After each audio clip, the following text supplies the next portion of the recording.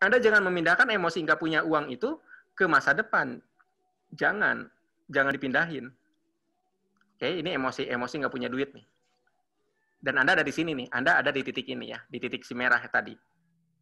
Anda nggak boleh memindahkan emosi dari sini, itu ke masa depan, nggak boleh. Tidak boleh. Oke, karena masa depan adalah lembaran baru. Jadi, yang harus Anda lakukan adalah mengkreasikan emosi apa yang perlu Anda rasakan.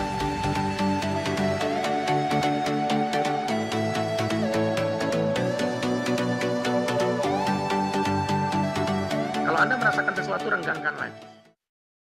Rapatkan lagi perlahan-perlahan. Kalau Anda merasakan sesuatu, renggangkan lagi. Itu sambil Anda mengucapkan surat Al-Ikhlas tadi. Kalau Anda sudah merasakan sesuatu berkali-kali, cukup. Anda merasakan sesuatu? Merasakan, Pak.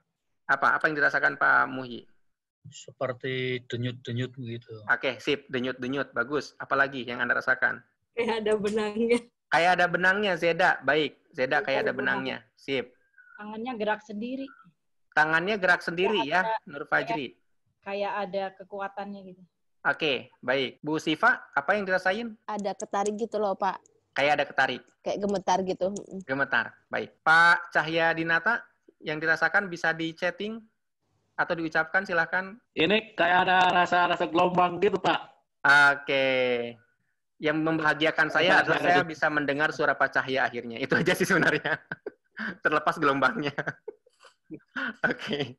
Tapi benar, ada gelombangnya itu benar, Pak. Seperti antara saya dengan Bapak. Ya. Lanjut. Jadi, Umi, apa yang ngerasain Bu Umi? Apa? Seperti ada benda, saya seperti melihatnya itu kotak besar, ketika energinya kuat, saya tarik ke sini kok semakin mengikut. Oke. Oke, baik. Berarti kan merasakan sesuatu. Esti, gimana Bu Esti? Kayak ada hangat-hangat, tapi makin lama makin sinyalin. Oke, siap. Sip. Bu Yani, apa yang dirasain Bu Yani? Ada denyut sama hawa, ada hawa panas. Baik. Anda dengerin ya pengakuan teman-teman Anda, baik Anda sendiri maupun teman-teman. Oh ya, Bu Rahmawati belum tanya ya. Bu Rahmawati udah ditanya belum sih? Apa yang dirasain Bu Rahmawanti? Tangannya hangat, kayak ada getaran narik sendiri gitu, Pak. Oke. Sip. Rata-rata ada suhu hangat, oke? Rata-rata ya. Kemudian yang kedua adalah ada yang ketarik. Oke? Kayak ada yang narik, ada benang. Benang tuh maksudnya tuh ada yang narik gitu loh ya. Kemudian ada lagi seperti ada benda gitu kan. Nah, pertanyaannya apa itu gitu kan? Itu tuh energi. Ketika Anda mampu poinnya bukan di tangan digini-giniin. Coba Anda sekedar tangan digini-giniin itu nggak akan kerasa apa-apa. Tapi perpaduan antara imajinasi, tadi kan saya bilang, bayangkan ada Tuhan di depan Anda. Kurang lebih seperti itu. Bayangkan ada Allah di depan Anda. Kayak gitu ya. Kemudian ditambah dengan Anda merasakan emosinya. Maka gerakan tangan ini bisa kerasa. Bisa sesuatu yang tidak ada menjadi ada. Sesuatu yang tidak ada menjadi ada. Kebayang nggak? Sesuatu yang tidak ada menjadi ada. Maka ketika Anda mengatakan, saya cantik, mungkin awalnya Anda tersiksa dengan pernyataan Anda itu. Wah, kok tersiksa sih? Wah, aku tidak bisa berbohong. Tapi ucap aja terus. Lama-lama itu nanti ada gelombang. Ada gelombang. Nanti beneran cantik, beneran. Saya nggak bohong loh. Termasuk juga Anda sehat gitu loh, mengucapkan kata-kata yang baik ya. Sehat gitu lah. Ketika Anda bisa menerima diri Anda sendiri, maka mudah bagi Anda untuk diterima orang lain. Ketika Anda menegasikan diri sendiri, maka Anda akan ketemu orang-orang yang tidak menghargai Anda. Gitu aja. Iya, betul. Energi itu mengalir. Suatu hari energi itu akan kerasa, akan berbentuk. Nah, seberapa mampu Anda memfokuskan pikiran, kemudian melibatkan emosi, itu jadi tuh. Seru? Seru. Oke. Jadi siap untuk terbiasa untuk merasakan bahagia ya? Iya, siap. Oke, sip. Siap, Pak. Nah, teman-teman semua, bicara tentang emosi, ya kita bicara tentang bahagia ya. Bahagia itu ada 3 syarat sebenarnya ya. Pertama, sebentar 3 syarat. Saya jangan-jangan lupa lagi syaratnya apa. Ingat sih kata-kata 3 syarat. Pertama, syaratnya itu Anda harus seimbang. Selaras. Seimbang. Jadi seimbang antara Anda spiritual gitu loh, intelektual. Kemudian nah, keseimbangan itu kita bahas di Behind the Science, buku kerja pertama ya. Kayak gitu. Jadi nggak di sini karena terlalu banyak sekali runutannya seimbang itu. Contoh sederhana begini, seimbang itu ya. Harus seimbang antara finansial dengan keluarga. Setuju nggak? Setuju. Ketika finansial Anda naik, maka keluarga juga punya rasa bangga yang naik. Oke? Jangan sampai finansialnya naik, tapi keluarga merasa ditinggalin. Sehingga ketika seseorang sukses, keluarganya pecah. Sukses Pak, udah buka cabang. Halah, itu bukan sukses, dodol. Kayak gitu ya. Jadi, gitu ya teman-teman semua. Jadi ini harus seimbang. Itu yang pertama. Yang kedua, bahagia itu syaratnya adalah syukur. Oke? Tanpa Anda bersyukur, Anda nggak mungkin bahagia. Kayak gitu. Makanya kalau seandainya Anda mensyukuri hal-hal yang jadi bukan berarti Anda bersyukur karena bahagia, bukan. Bukan Anda bersyukur karena mendapatkan pemberian, efek mendapat pemberian itu Anda bahagia, bukan. Tapi bersyukur aja dulu. Kenapa? Modal syukur itu udah banyak. Satu di antaranya adalah Anda bisa melihat layar handphone. Ya kan? Anda bisa melihat layar handphone. Itu bersyukur sekali loh. Satu hal yang saya syukuri teman-teman semua, saya bisa membedakan wajah istri saya dengan wajah orang lain. Coba kalau sama, kan pusing. Istri saya banyak banget. Bener nggak? Saya bukan bercanda loh, tapi maksud saya tuh ketika kita mau nyembeli domba, kadang-kadang bingung nih domba saya yang mana yang saya beli gitu kan. Ini kok domba ini mirip-mirip semua gitu. Kebayang nggak kalau seandainya di kondangan, istri saya yang mana ya? Kayaknya yang ini deh, tapi kok ada 2? Kacau.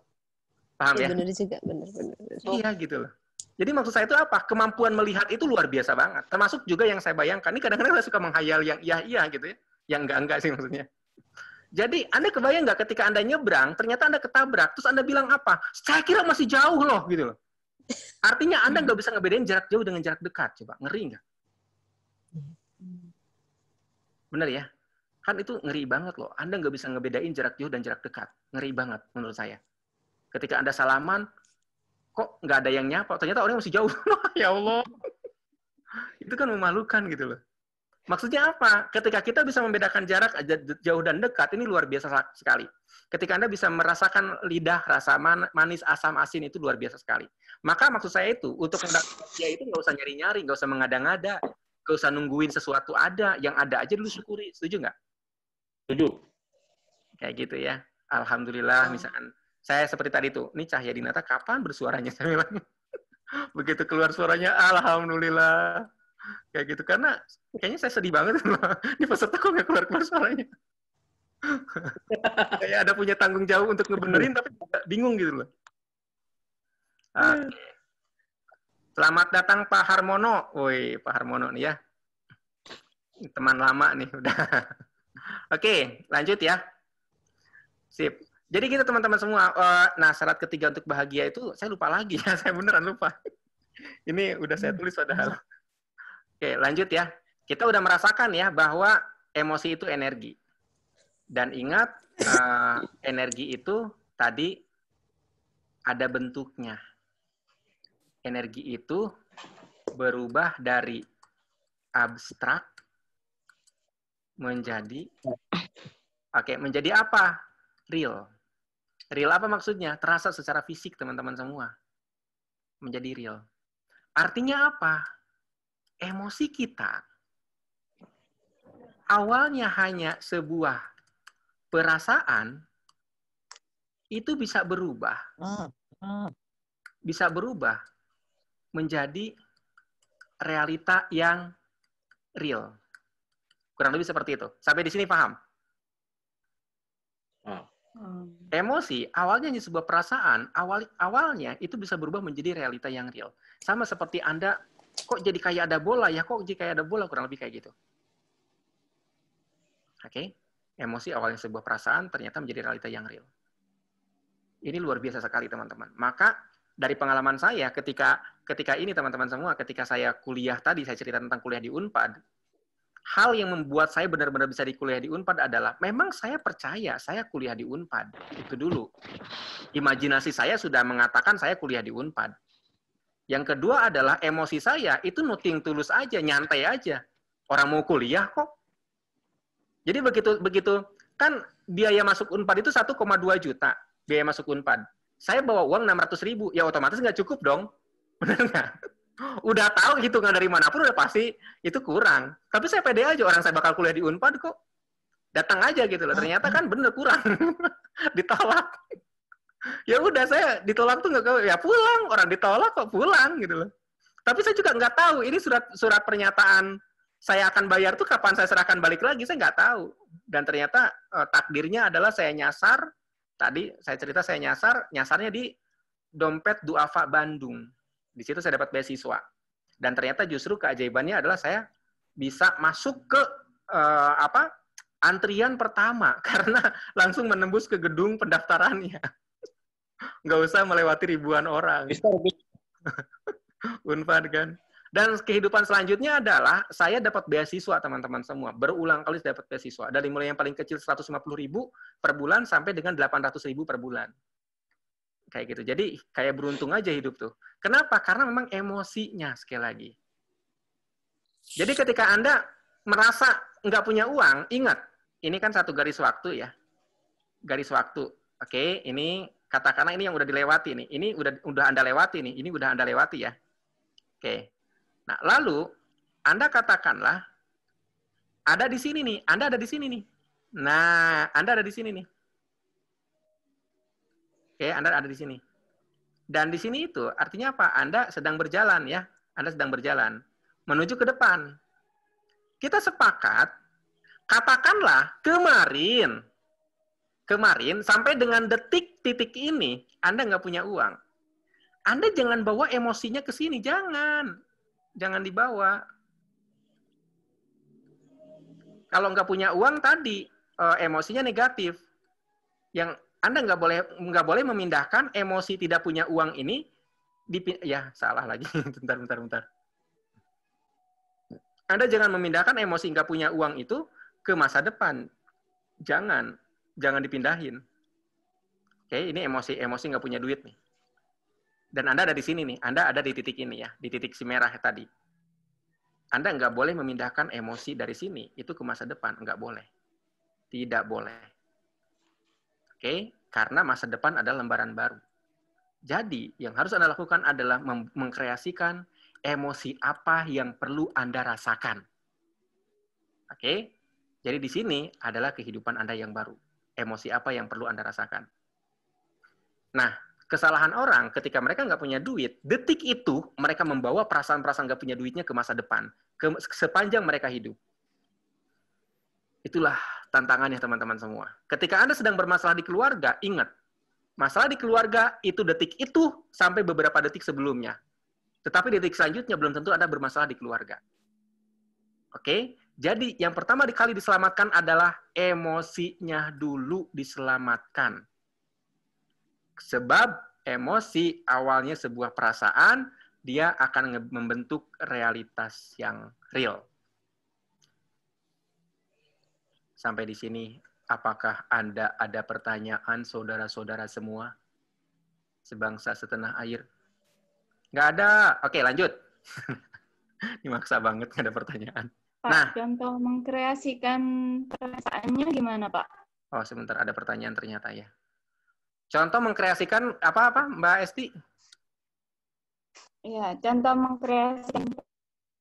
Kan tadi kemarinnya nggak punya uang. Nah, terus pas ada momennya kita butuh lah.